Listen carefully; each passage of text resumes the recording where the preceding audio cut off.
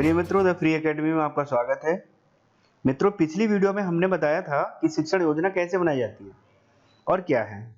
इन बिंदुओं पर विस्तार से चर्चा की थी और शिक्षण योजनाओं के वीडियो अपलोड करने के क्रम में भिन्न भिन्न कक्षाओं के भिन्न भिन्न विषयों की शिक्षण योजनाओं के बारे में विस्तार से बताया गया है। अगर आपने इन वीडियोज को नहीं देखा है तो आई बटन पर क्लिक करके आप इन वीडियोज को देख सकते हैं और वीडियोज के लिंक जो हैं वो डिस्क्रिप्शन बॉक्स में दे रखे हैं, वहां से भी आप इनको देख सकते हैं। दोस्तों, इसकी पीडीएफ भी वीडियो के डिस्क्रिप्शन बॉक्स से भी आप प्राप्त कर सकते हैं।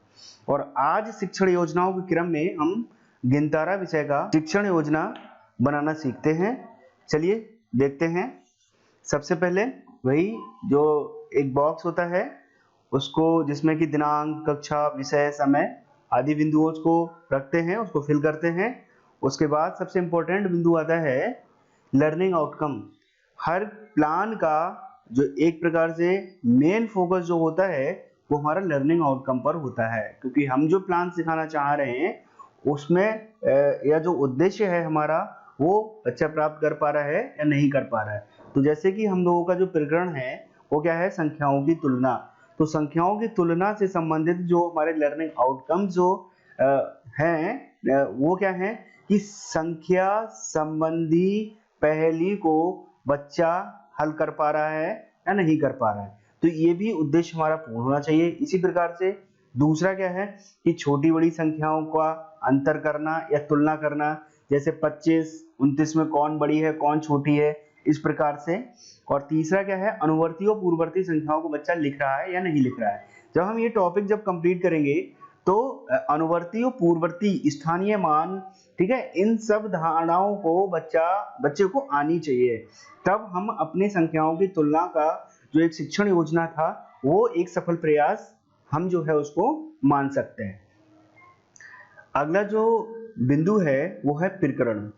प्रकरण तो आपको पहले से ही पता है क्या है, संख्याओं की तुलना, ठीक है। और ऐसा नहीं कि संख्याओं की तुलना वाला जो चैप्टर मैंने लिया है इसको सिर्फ कक्षा 4 में ही हम बना सकते हैं। तो संख्याओं से संबंधित अवधारणाओं को समझाने के लिए हम कक्षा 5 और कक्षा 3 में भी इसका अच्छे से और भलीभांति तरीके से इसका प्रयोग कर सकते हैं। अगला जो बिंदु है वो क्या है, शिक्षण अधिगम सामग्री, जिसमें कि आप अपने शिक्षण योजना के अनुसार संख्या चार्ट है, पाठ्य पुस्तक या अन्य कोई गतिविधि से संबंधित सामग्री का भी प्रयोग कर सकते हैं, या दीक्षा ऐप पर उपलब्ध सामग्री का भी आप शिक्षण योजना में शिक्षण अधिगम सामग्री के लिए प्रयोग कर सकते हैं। उसके बाद जो शिक्षण योजना का इंपॉर्टेंट बिंदु आता है वो है सीखने सिखाने की प्रक्रिया एवं गतिविधियां। इन गतिविधियों के और प्रक्रियाओं के लिए हम जो है 3 चरणों में पूरा करते हैं। पहला चरण आता है शिक्षण के पूर्व, इसकी जो टाइमिंग निर्धारित होती है वो होता है 5 मिनट। और फिर जब हम स्टार्टिंग करते हैं बच्चे को उस प्रकरण तक पहुंचाने के लिए या शुरुआत करने के लिए, जैसे कि मैंने अपने संख्याओं के तुलना या जो हमारा प्रकरण था उसको समझाने के लिए बच्चों को शुरुआत करनी चाहिए कि शिक्षक छात्रों से प्रश्न करेंगे कि ट्राली और ट्रक में से किसमें अधिक ईंटें आती है। शिक्षक को छात्रों के उत्तर मिलेंगे। ट्रक में लगभग 6000 और ट्राली में लगभग 4000। इसी प्रकार के अन्य उदाहरणों पर भी हम छात्रों से चर्चा कर सकते हैं।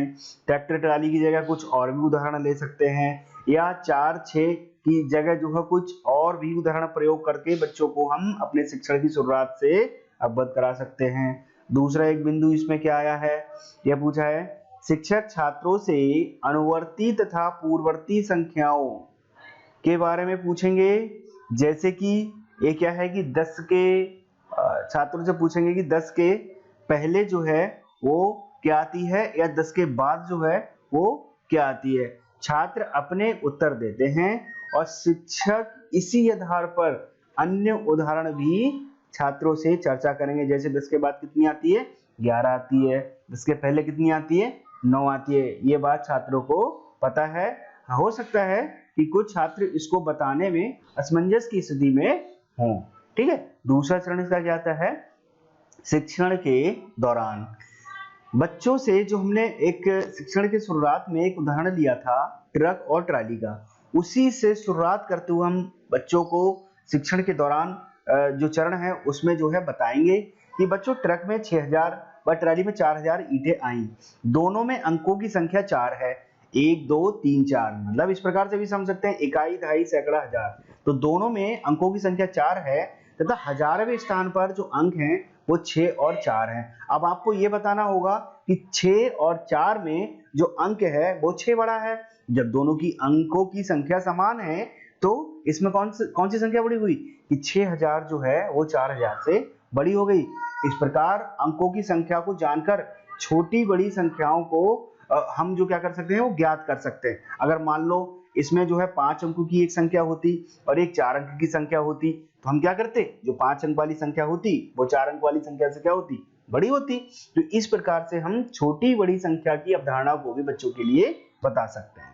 दूसरा इसमें है पूर्ववर्ती संख्या को ज्ञात करने के लिए हम बच्चों को बताएंगे कि पूर्ववर्ती संख्या को ज्ञात करने के लिए हम क्या करते हैं, संख्या में से एक को घटाते हैं तथा अनुवर्ती संख्या को ज्ञात करने के लिए हम एक अंक को उसमें जोड़ देते हैं। जैसे कि हमने बताया कि 10 की पूर्ववर्ती संख्या कितनी होती है, 9, तो हमें 9 कैसे मिली, 10 में से 1 को घटाने के बाद ही हमें 9 मिली। और इसकी अगर अनुवर्ती संख्या की बात करें या उत्तरवर्ती संख्या के बारे में बात करें तो 10 में हमने क्या किया, 1 जोड़ा, 10 में 1 जोड़ने के बाद क्या मिला हमें 11, तो उसकी अनुवर्ती संख्या हुई। अर्थात अनुवर्ती संख्या या उत्तरवर्ती संख्या को प्राप्त करने के लिए हमें क्या करना होता है, 1 को जोड़ना होता है, और पूर्ववर्ती संख्या को ज्ञात करने के लिए हमें क्या करना होगा, 1 को घटाना पड़ेगा। तो इस प्रकार से हम शिक्षण के दौरान जो है बच्चों को इस प्रकार की धारणाओं के माध्यम से बच्चों को समझा सकते हैं और पूरी प्रक्रिया को हम लगभग 10 से 20 मिनट की टाइमिंग में मतलब इसके लिए टाइमिंग निर्धारित कर सकते हैं। और इसमें बच्चों का आकलन भी कर सकते हैं, जैसे बच्चे जो हम बता रहे हैं उसमें किस प्रकार की प्रतिक्रियाएं दे रहे हैं और किस प्रकार से बच्चे इसमें सहभागिता कर रहे हैं। उसके बाद इंपॉर्टेंट एक चरण आता है इसका, शिक्षण के बाद। अब जब बच्चों को हमने शिक्षण के दौरान ये सब बातों के बारे में बता दिया गया है तो उनका ये समझ सकते हैं कि पुनरावृत्ति या बच्चों को जो हमने सिखाया वो कितना सार्थक रहा। तो इसलिए हम बच्चों से प्रश्न कर सकते हैं कि शिक्षक छात्रों से प्रश्न पूछेंगे, जैसे प्रश्न क्या है कि 9642 व 8795 में कौन बड़ी संख्या है, ठीक है, या जो है 399 या फिर 399 499 में कौन बड़ी है कौन छोटी। इस प्रकार के बहुत सारे प्रश्न बच्चों से हम जो है पूछ सकते हैं। उसके बाद एक इस प्रकार के प्रश्न भी पूछें कि 947 की पूर्ववर्ती और अनुवर्ती संख्या क्या है, ठीक है। 947 की जगह ऐसा नहीं कि 947 ही रखेंगे हम, कुछ भी उदाहरण इसकी जगह हो सकता है। और उसका जो शिक्षण के बाद की जो प्रक्रिया है उसको करने के लिए तो टाइमिंग हमारी है वो लगभग हमें 5 मिनट में उसको करना होगा। उसके बाद हम गतिविधि भी बच्चे को करा सकते हैं। गतिविधि किस प्रकार से कराएंगे भाई, हमारी कक्षा में जो वो छात्र होंगे उनके लिए हम क्या करेंगे, 2 समूह में बांट देंगे और 2 समूह में बांटने के बाद हम क्या करेंगे, बच्चों को उनकी लंबाई के आधार पर लगा देंगे। और लंबाई के आधार पर लगा देंगे तो उस आधार पर हम बता सकते हैं बच्चों कि अगर छोटे बच्चे से बड़े बच्चे की ओर हम जा रहे हैं तो वो क्रम कौन सा हुआ, आरोही हुआ। और बच्चों अगर हम बड़े से छोटे क्रम आ रहे हैं तो वो क्रम कौन सा हुआ, वो हुआ अवरोही। इस प्रकार की गतिविधि के माध्यम से भी बच्चों को समझा सकते हैं और गतिविधि छोटी सी है, लगभग ये 5 मिनट में खत्म हो सकती है और बच्चे इसमें बहुत आनंदपूर्ण तरीके से क्या करेंगे, सहभागिता करेंगे। उसके बाद इंपॉर्टेंट बिंदु आता है प्रदत्त कार्य या गृह कार्य। बच्चों को हम बहुत सारी जो हमने धारणाएं समझाई थी उनसे प्रश्न दे सकते हैं, आरोही या अवरोही क्रम से संबंधित प्रश्न भी दे सकते हैं या बच्चों को जो है पूर्ववर्ती या अनुवर्ती संख्याओं से संबंधित प्रश्न भी दे सकते हैं और बच्चों के स्तर के आधार पर इसमें प्रश्नों को हम दे सकते हैं। अगला आता है सबसे इंपॉर्टेंट और जो अंतिम बिंदु है वो है शिक्षक की आगामी योजना। तो शिक्षक ने जो हमारी जो प्लानिंग बताई थी, अब इस प्लानिंग के आधार पर जो है वो शिक्षक क्या करना चाहेंगे।